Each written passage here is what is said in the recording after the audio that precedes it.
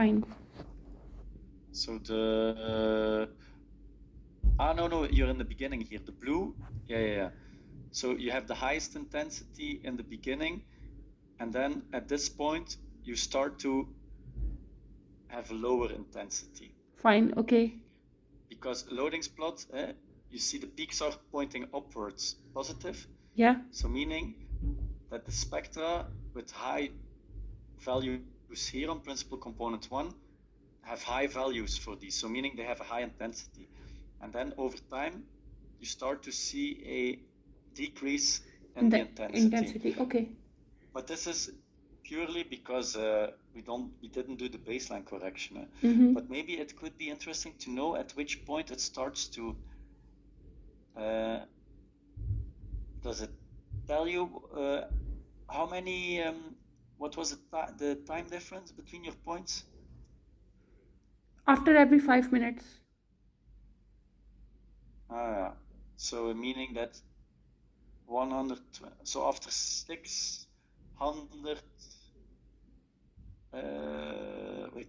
120 times 5 is 600 minutes. So after 10 hours, we start to really see a settling of the material. But you saw it before 6 hours, the change? Yes, but the change within the 6 hours salt was also, it was a mixture. Like we started very small amount of the freebase, like the salt peak, they were there as well.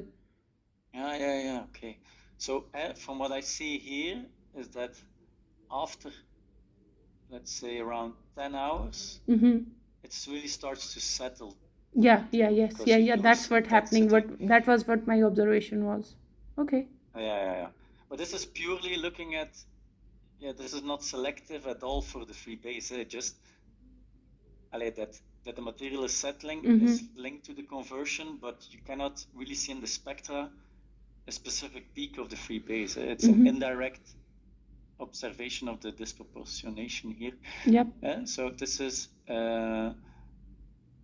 when we look at what the principal component does. So you have a scores plot in which you have your principal components, principal component 1, principal component 2, and then the loadings plot shows you in your spectrum where you have the variability coming from. So if I look at principal component 2, it's also baseline shift. Ideally, you see positive and negative peaks in your loadings plot. Positive ones, for example, from the salt, and negative ones from the free base, showing that that's the variability you have, going from salt to free base. So ideally, for solid state, we want to see this. But now we just have peaks in one direction, and this is purely intensity, because this is the variability you see, or we have. But if I do, so this is the first PCA model. We can create a new one on the pre-processed data. So now we select another data set. I say first, this is how many principal components you want. I just say 2. So if we again look at the scores plot, I will color according to the time point. You see that we have a change according to principal component 1, and it's containing 98% of variability. In the second principal component, we only have 2%. This is just noise, because you see that your points in the beginning and the points at the end, they have around the same value. So meaning there's no really a change. You see the biggest change according to principal component 1. If you look at the loadings plot, here we might see different stuff. So ideally, if I would look at this, the positive peaks should be from the salt. Yeah. The negative peaks from the free base. Yeah. Because positive values means that the spectra with positive scores have more signal for the salt, whereas points with negative values have a higher intensity in the spectra for the negative peaks coming from the free base. Yeah. You see a bit how you need to do the interpretation, but I think maybe here it's more. Wait, 1535. Maybe here it's peaks of isopropanol versus the salt. Okay. Yeah. I don't know, because in the beginning, in front of your probe, you see the salt and isopropanol, and over time, The salt is decreasing, and your isopropanol concentration is artificially increasing. It's what you see in front of your probe. So in the beginning, let's say you have I imagine you have 30% of salt, 20% of IP. 30%, 30% of isopropanol, and then the rest is water. Because the salt is going down, your concentration of isopropanol is increasing in front of your probe. So probably the peaks here are from isopropanol. Yeah. I don't know, it's the other way around. But yeah, I think so 1575 is free base. No, we don't see it at all. So ideally, we should, in this here, we should see peaks of the free base. Okay. But I don't think it's the case. Okay.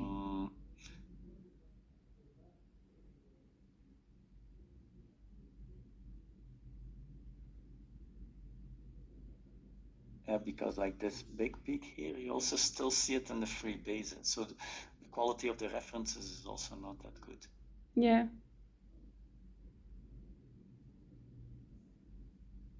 Yeah. But ideally then, so this is a scores plot where we plot the principal component 1 and the principal component 2. We can also just say that we want to, because everything is principal component 1, we could also say, I only want to look at the first principal component, and then you could see it like this. So you see, this is not a conversion. Ideally, you should see that it's stable, and then after a while, it should decrease. Yeah, but now it's a continuous decrease, so this is probably just settling of material over there or something. So okay. Because this is from a report for an ASD that was converting, but I think I already showed you this. Yeah, you showed me. Yeah. So ideally, you should then see something sorry, like this. one thing. Is this report is somewhere like I can read? Yes.